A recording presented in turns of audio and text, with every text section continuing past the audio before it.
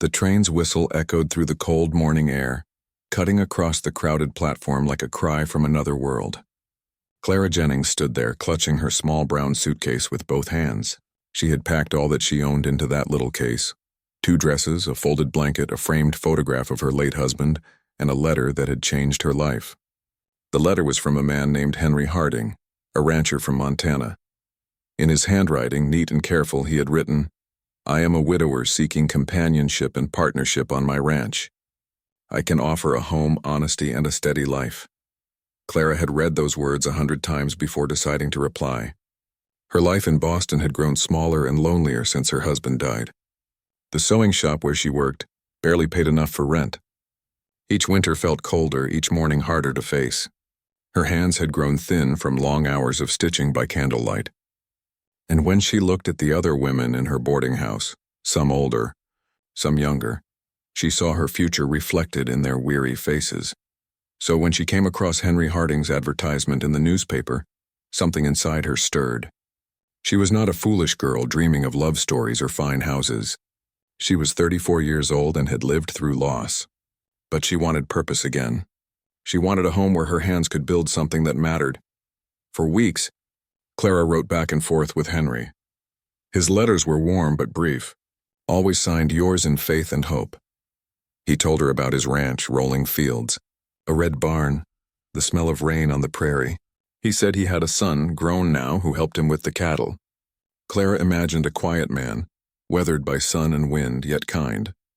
When he proposed that she come west to marry him, she took 3 nights to think, then folded her answer in trembling hands and mailed it.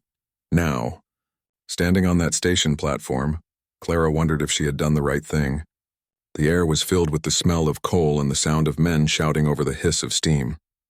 She had never traveled so far in her life, but when the train whistle blew again, she lifted her suitcase and stepped forward. Inside the train, she found a small seat near the window. The journey would take several days, across miles of open country through towns she'd only read about. She pressed her gloved hand against the glass as the city faded behind her. Brick buildings turned to fields, fields turned to forests, and then came the endless plains. During the journey, Clara met other travelers, a young mother with 2 children heading to Nebraska, a group of miners singing off-key songs, an old preacher who smiled kindly but spoke little. At night she could not sleep well. The train rattled and groaned, and the stars outside seemed both beautiful and lonely. She thought often of Henry Harding, how he might be waiting at the station with a small bunch of flowers, or maybe standing tall beside a wagon. She imagined the sound of his voice, the way he would look at her when she stepped down from the train. Would he be disappointed? She wasn't young anymore. Her hair had lost its golden shine, and there were faint lines near her eyes, but she carried herself with quiet dignity. She hoped that would be enough. On the 3rd day, the train reached the mountains. The landscape grew wild and strange. Sharp peaks dusted with snow, rivers that glimmered like silver ribbons. Sometimes the tracks curved so sharply that the cars ahead seemed to hang in the air. Clara pressed her hand to her heart and whispered a small prayer. She told herself that courage wasn't about not being afraid. It was about moving forward even when you were. At a small station in Wyoming, the train stopped for water. Clara stepped out to stretch her legs. The air was thin and cool, carrying the smell of pine and smoke. A group of cowboys rode past on horseback, laughing loudly. She watched them go, their coats flapping in the wind, and for the first time she felt how far she was from everything she'd ever known. But when she touched the folded letter in her pocket, she felt steadier. That letter had brought her this far. It would carry her the rest of the way. As the train crossed into Montana, the scenery changed again. The land stretched wide and open, a sea of grass beneath a sky so vast it made her breath catch. Tiny houses and barns appeared in the distance, each surrounded by miles of nothing. She saw cattle grazing, their brown shapes like dots against the horizon. Somewhere out there, she thought, was the Harding Ranch, her new home. By the time the train reached the final station, the sun was setting. The light painted everything gold. The platform, the fields, even the clouds looked like they were glowing. Clara stepped down carefully, her boots sinking slightly into the dirt.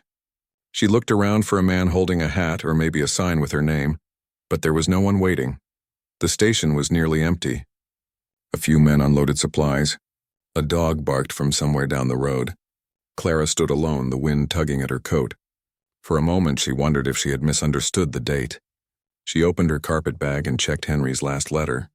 "I will send my son Luke to fetch you. He will bring you safely home." Relief washed over her, so she was not forgotten. Perhaps his son had just been delayed.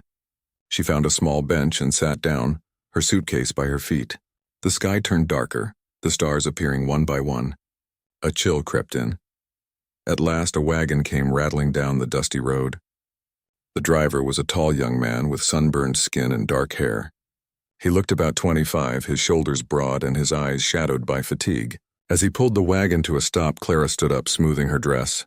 "Mrs. Jennings?" he asked, his voice low. "Yes," she said, managing a small smile. "You must be Luke Harding." "It's very good to meet you."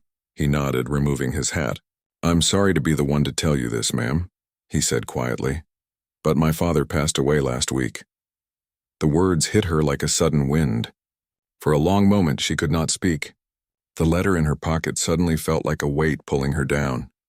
"Passed away?" she repeated softly. Luke looked away. "He took ill after the last storm. We did what we could." Clara's throat tightened. She had traveled across half the country to marry a man who was now gone. The dream she had built, the home, the life, the second chance, seemed to vanish in an instant. Luke cleared his throat. "Pa said you were coming. I figured I should still come get you.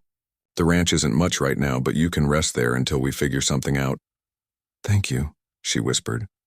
He nodded again, awkwardly, and helped her into the wagon. The road stretched ahead in silence.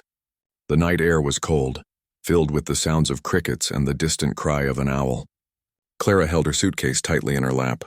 As they traveled through the darkness, the faint outline of the Harding ranch came into view. A long fence, a leaning barn, and a small house with one light flickering inside. It looked tired, like it had been standing against the wind for too many years. When the wagon stopped, Luke jumped down and offered his hand. Clara hesitated before taking it. His palm was rough, his grip strong.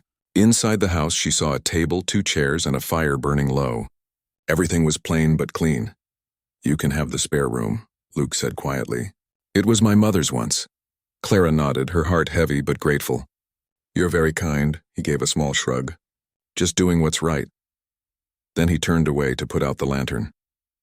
Clara sat on the edge of the bed that night, listening to the wind outside. She took Henry's last letter from her pocket and unfolded it carefully. The paper was creased, the ink faded. She read it again.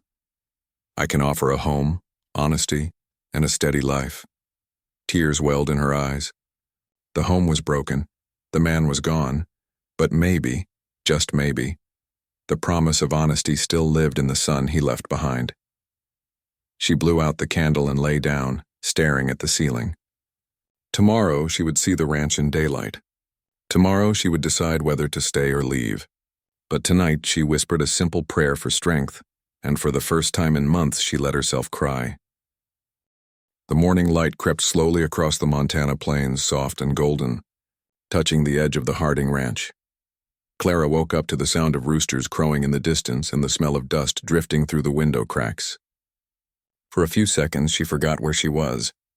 Then she saw her small suitcase by the door and remembered everything. The long journey, the quiet young man, and the news that had broken her heart. She sat up and looked around the room. It was plain but neat, a wooden bed, a chest, a worn rug near the door. A small framed photograph hung on the wall of a woman holding a baby. Clara guessed it must have been Luke's mother. There was something tender in the woman's face, a gentleness that made Clara's chest tighten. She washed her face with the cool water Luke had left in a basin and changed into her clean dress. Her hands trembled slightly as she braided her hair. She didn't know what she was supposed to do now.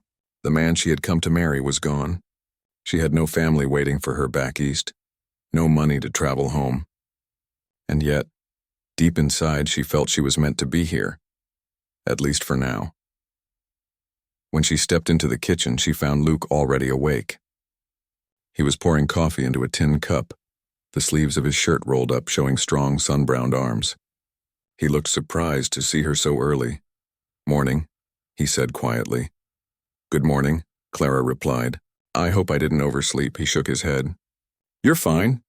"I made some biscuits. They're not much, but they'll do." She smiled faintly and sat down at the table. The biscuits were dry, the coffee bitter, but she was grateful. Luke ate quickly, his eyes mostly fixed on the window. Clara could sense the silence between them, heavy but not unkind. Finally, she spoke. "Your father wrote to me often," she said softly. "He seemed like a good man." Luke nodded, his jaw tightening. "He was. Worked hard all his life. The drought hit us bad this past year. Then he took sick. Couldn't do much after that." "I'm sorry," she said. He shrugged, as if brushing off pain he'd carried too long. "We manage," he murmured. After breakfast, Clara followed him outside. The ranch stretched before her, wide, endless, and weary. The ground was cracked and dry. The grass was yellowed, and the fences leaned like tired soldiers. The barn door hung crooked, and a single horse stood in the corral, thin and restless. "This was all your father's?" she asked quietly. "His and mine," Luke said. "Used to be green all the way to the creek.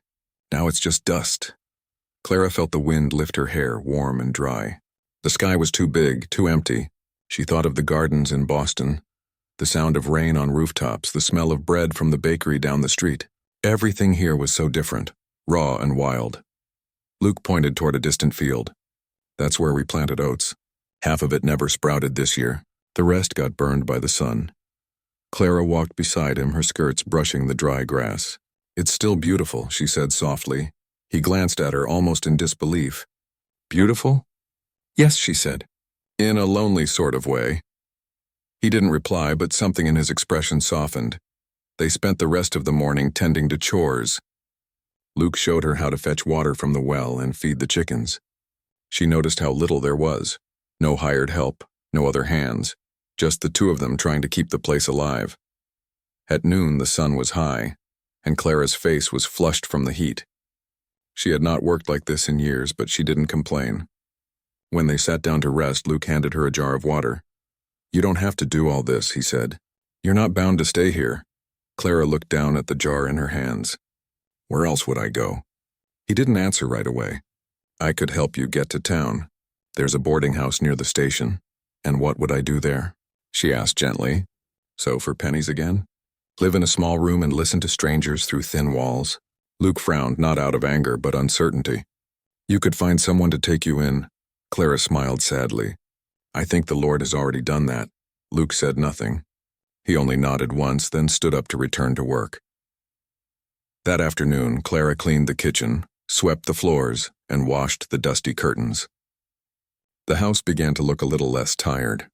When she found a small box of seeds in a drawer, she took them outside and knelt by the porch, pressing them carefully into the dry earth. Luke watched from the barn door, his arms folded. "It won't grow," he said quietly. "Maybe," she said, brushing dirt from her hands, "but it won't hurt to try." Later that evening, they sat on the porch as the sun dipped below the hills.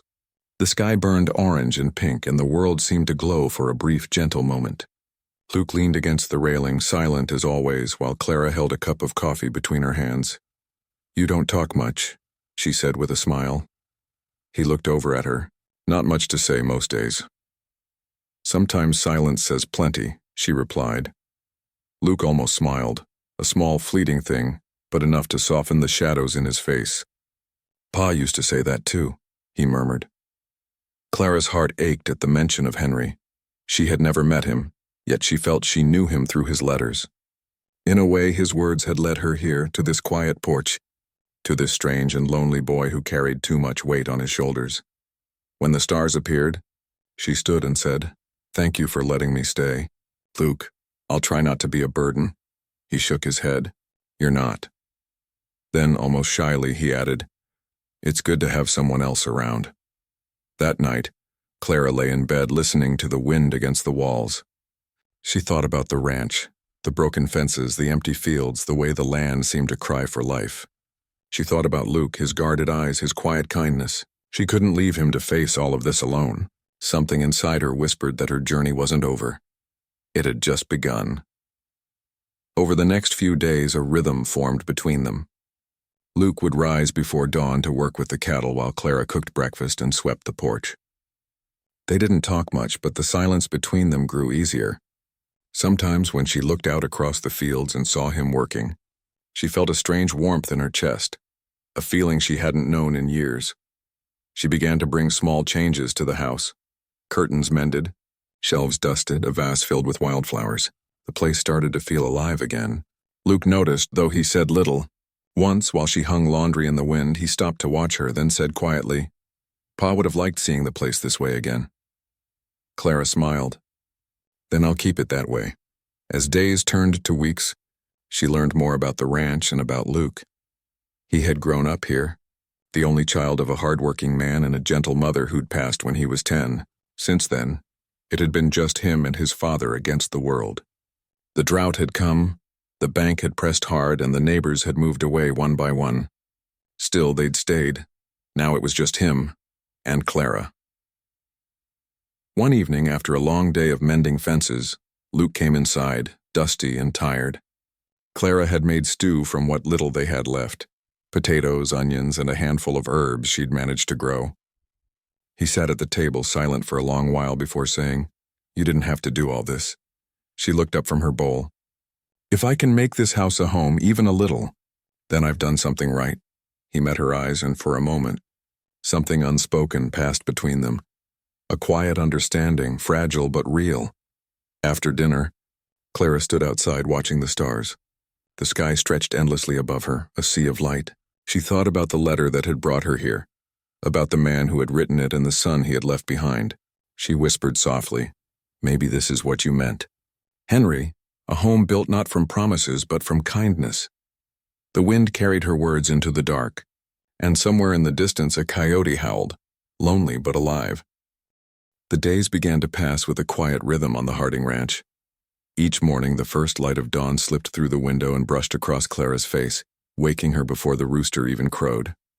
She would rise, tie her apron, and begin her chores while Luke worked outside in the fields. There was something peaceful in their routine, though the land around them seemed to struggle for breath. The summer sun beat down fiercely, and the wind carried the scent of dust instead of rain. Still, Clara worked tirelessly, washing clothes in cold water, baking bread, mending old clothes, and tending to the small garden she had planted by the porch. Every evening she would check the soil. Most days it was dry and cracked, but she never gave up. "You just need a bit of patience," she would whisper to the tiny green sprouts that had started to peek out from the ground.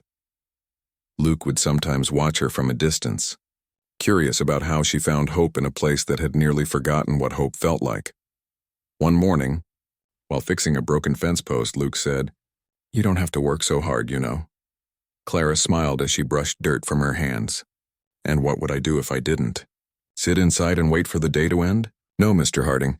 Work keeps a person alive." He looked at her for a moment, then gave a small, quiet smile. "You sound like my father."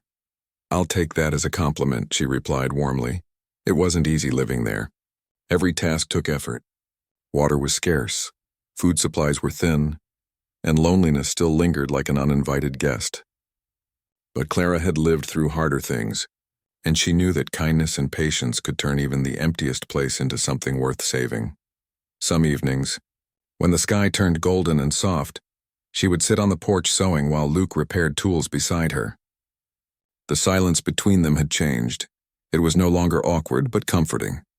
The wind would whistle through the dry grass, and sometimes they would talk about small things, the weather, the animals, the stars. "Do you ever miss Boston?" Luke asked one evening as he watched the horizon fade into dusk. "Sometimes," she said truthfully. "I miss the sound of bells from the church on Sundays, and the smell of bread baking in the streets, but..." She paused, looking out at the fields. "There's peace here too, a kind of quiet that makes you think." Luke nodded. "I used to hate the quiet after Ma passed. Then Pa got sick and it got worse. Now I guess I've learned to live with it." Clara turned to look at him. His eyes were tired, but beneath the weariness was something strong, a quiet endurance that reminded her of the land itself. "You've had to grow up fast," she said softly. He shrugged. "Didn't have much choice." That night, after Luke had gone to bed, Clara sat by the small fire and read one of Henry's old letters again. She could hear the wind outside pressing against the windows, but inside, the flame flickered gently. She wondered if Henry had known how lonely his son really was. She wondered, too, why life had brought her here, to this quiet ranch, to this quiet man.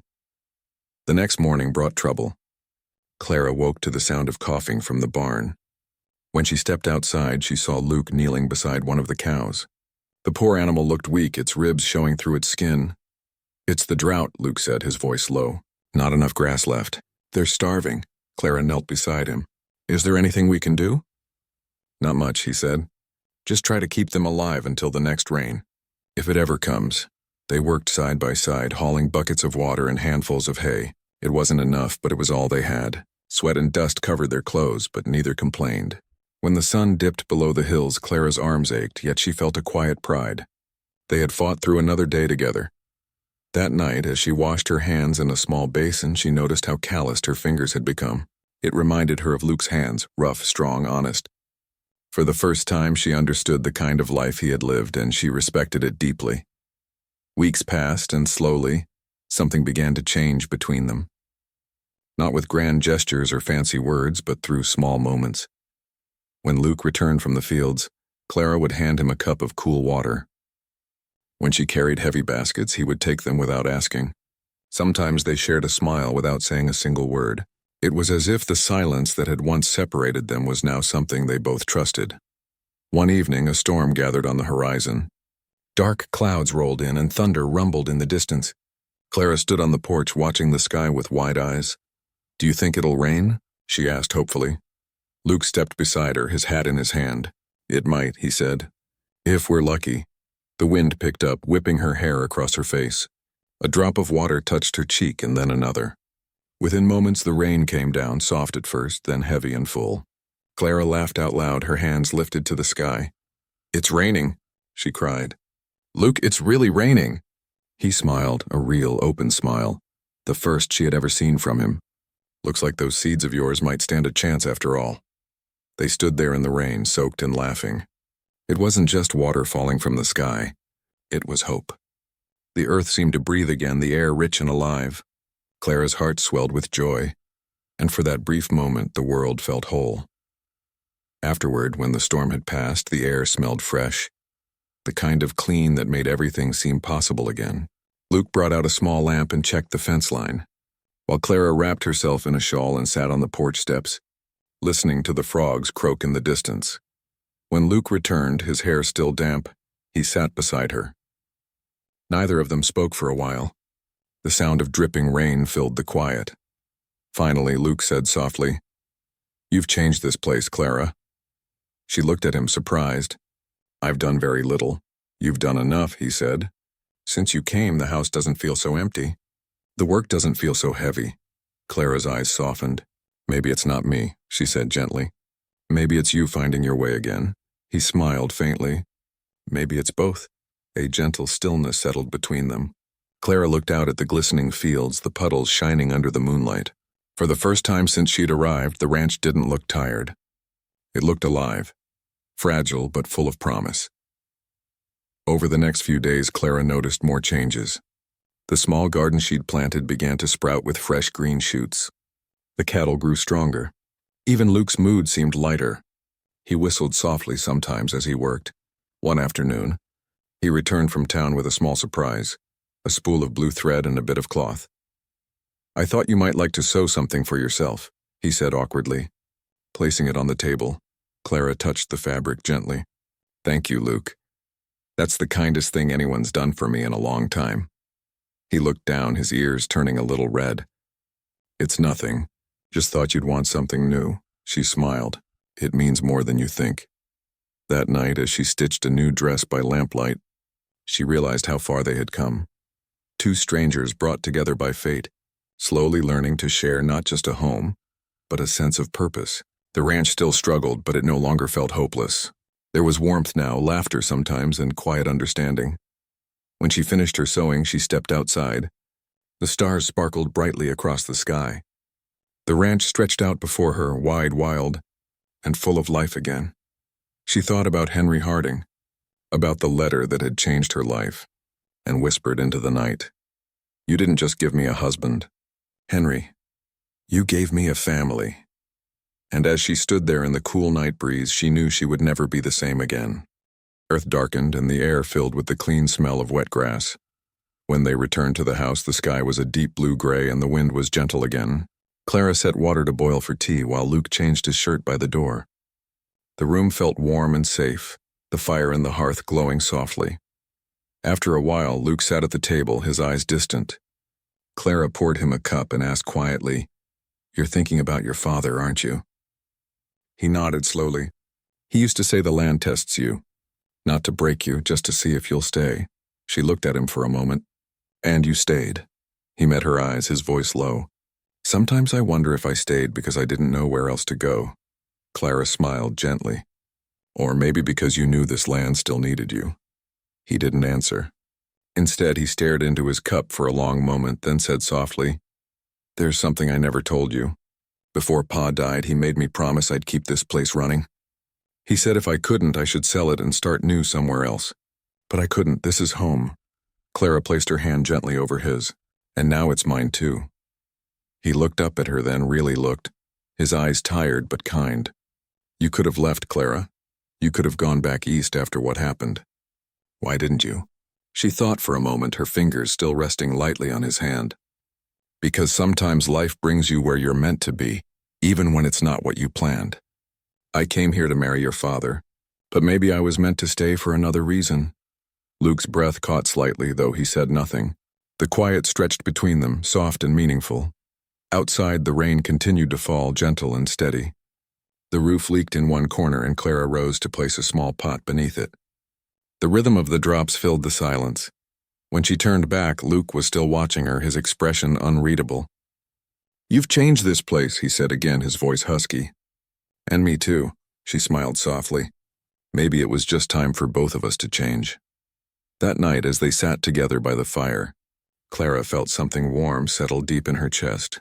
Not the quick, fluttering feeling of young love, but something steadier, something built on long days of work, quiet dinners, and shared hope. The storm outside faded to a soft drizzle. Luke leaned back in his chair, his eyes half closed, the firelight flickering across his face. Clara watched him for a moment, then turned her gaze to the window. Beyond the glass, the land stretched wide and peaceful, washed clean by the rain. She thought of the woman she had been when she first arrived, uncertain, lost, holding on to a dream that had already died. And she thought of the woman she was now, stronger, braver, no longer alone. The world outside was still hard and wild, but inside that small house there was warmth, light, and something she hadn't felt in years, belonging. Before going to bed, Clara stepped onto the porch one last time. The smell of rain filled the air, and the earth glistened under the moonlight. She closed her eyes and whispered a quiet thank you, for the rain, for the ranch, and for the man inside who had unknowingly given her a reason to hope again. And when she returned to her room, she smiled to herself. Life on the Harding Ranch was far from easy, but it was real, and for Clara Jennings that was enough. Weeks passed after the rain, and the Harding Ranch slowly began to heal. The land that had once been dry and cracked now shimmered with a soft green glow. Tiny wildflowers dotted the edges of the fields, and the air smelled fresh, filled with the sound of buzzing bees and singing birds. Every morning, Clara would open her window and breathe deeply, amazed by how the world could change when given a second chance. Sometimes she wondered if the land and she had shared the same fate, both tired, both worn, and both quietly coming back to life. Luke worked harder than ever, but there was a lightness in his steps now. He no longer carried that silent sadness that once shadowed his face. He laughed more easily, spoke more kindly, and even whistled while he worked. Clara had become part of the ranch in every way. She baked bread that filled the house with warmth, mended clothes with careful hands, and tended the garden that now bloomed with vegetables and herbs. The chickens had started laying more eggs, and the cows seemed stronger. The ranch was no longer dying. It was alive again, and so were they. One morning, as Clara was hanging laundry on the line, Luke came up from the field carrying a newborn calf in his arms.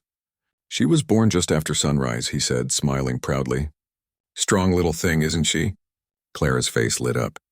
"She's beautiful," she said softly. "You should name her Hope." Luke chuckled. "That's a good name. Feels right." He looked at Clara then, really looked, and something unspoken passed between them. A quiet understanding that went deeper than words. For months they had shared the same house, the same work, the same struggles. Without meaning to, they had become more than companions. They had become a family. That evening, they sat together on the porch watching the sun sink low behind the hills. The sky was painted in pinks and golds, and a gentle breeze carried the scent of fresh grass. "I used to think this land would never come back," Luke said softly. "But now look at it." Clara smiled, her hands folded in her lap.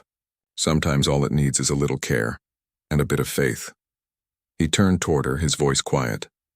"You gave it both." She looked down, her cheeks warming. "Maybe we both did." There was silence for a while, but it was the comfortable kind, the kind that speaks without words. The world around them was calm, the air soft and golden. Luke reached over and gently touched her hand. She didn't pull away. Their fingers rested together, simple and sure. From that day forward, life found a steady, peaceful rhythm. Clara and Luke worked side by side, day after day, like two threads woven into the same fabric.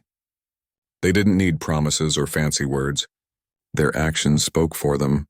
Every meal shared, every fence mended, every sunrise faced together, built something stronger than either had imagined. When winter came, it arrived quietly. Snow dusted the ranch in white, and smoke curled from the chimney like a soft ribbon in the cold air. Inside the house, the fire burned warmly. Clara spent her days sewing and cooking, while Luke repaired tools and carved small wooden figures to pass the time. One evening, as snowflakes drifted outside, Luke placed a small wooden horse on the table. "For you," he said shyly. "You always liked the horses." Clara smiled, picking up the carving.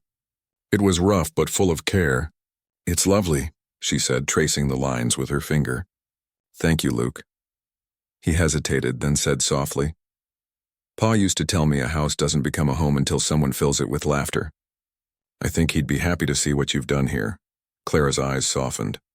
"Your father gave me the chance to start over, but you're the one who gave me a home." Luke looked down for a moment, his voice quiet. "I didn't know I needed someone until you came." She smiled gently. "Sometimes the best things come when we least expect them."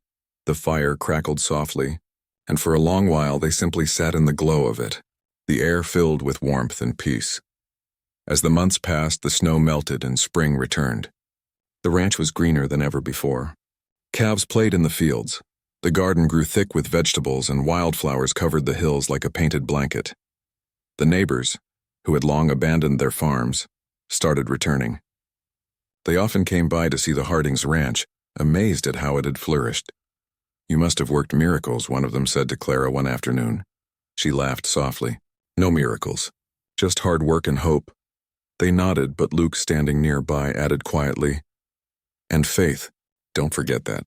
At night, when the stars shone bright, Clara sometimes stood on the porch and thought about her journey, how she had once left everything behind, chasing a letter and a promise that had never come true.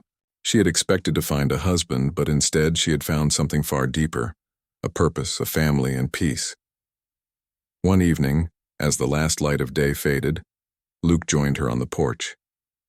"You know," he said softly, "Pa used to say life doesn't always give us what we want, but it gives us what we need." Clara smiled, her eyes glistening in the soft light. He was right. Luke looked out at the horizon, then back at her. "I never thanked you properly. For staying. For everything you've done." She shook her head. "There's no need to thank me, Luke. This place, this life, it's given me more than I ever dreamed." For a long time they stood in silence, watching the sun dip below the hills. The sky turned from gold to blue, and the stars began to appear. Luke reached for her hand again, and this time he didn't let go. That night, the two of them sat at the kitchen table long after the lamps had gone dim, talking quietly about the future, about planting new crops, about fixing the barn roof, about the possibility of adding more cattle next year. Every plan they made carried a quiet sense of togetherness, as if they had both accepted that their lives were no longer separate. The ranch continued to grow through the years that followed. The small house became warmer, more filled with laughter and life.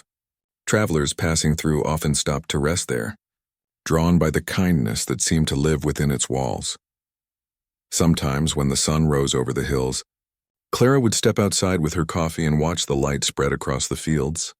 She would close her eyes and listen to the sound of the wind rustling through the grass, the cows calling softly, the creek flowing nearby. Every sound told her she was home. One summer morning, Luke joined her, wiping his hands on his work shirt. "You know," he said, "I used to think this land was dying, but it just needed someone who believed in it again." Clara smiled at him. "And someone who wouldn't give up." He grinned. "Guess that makes two of us." The two stood together, watching the horizon. The fields stretched endlessly, green and full, the same land that had once been dry and empty. It was alive now, a living memory of everything they had fought for. Clara looked at Luke, her heart full. "We've come a long way," she said softly. He nodded. "And we're just getting started." As the sun climbed higher, lighting up the ranch, Clara felt something deep and steady inside her. Peace. Not the kind that comes from comfort, but the kind that grows from love, work, and faith. The ranch had once been dying, just like her dreams, but together they had brought both back to life. And on that quiet morning, standing beside Luke Harding, Clara Jennings knew she had found what she'd been searching for all along. Not just a place to live, but a place to belong.